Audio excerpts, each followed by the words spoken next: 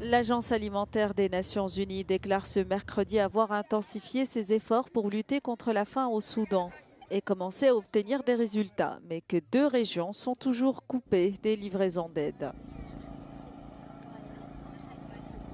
Le PAM est sur le terrain au Darfour où des centaines de milliers de personnes ont fui Al-Fasher et d'autres régions ces dernières semaines. Nous répondons à ces populations dans les zones où elles arrivent. Par exemple, plus d'un demi-million de personnes sont arrivées à Tawila et le PAM leur vient en aide.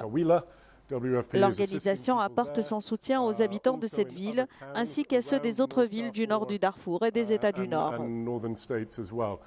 La réponse doit être souple et flexible.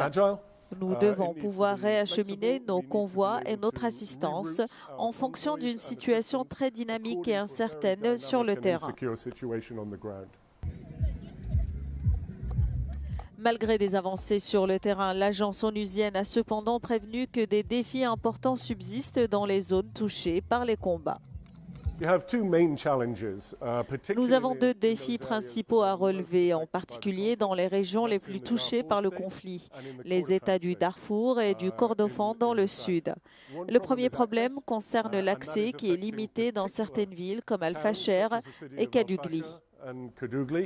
Le second concerne les ressources. Nous aidons chaque mois 4 à 5 millions de personnes, mais la majorité d'entre elles reçoivent des rations réduites. En janvier, nous n'aurons tout simplement pas les ressources nécessaires pour maintenir ce niveau d'assistance. Selon le PAM, 24,6 millions de personnes, soit environ la moitié de la population soudanaise, souffrent d'insécurité alimentaire aiguë.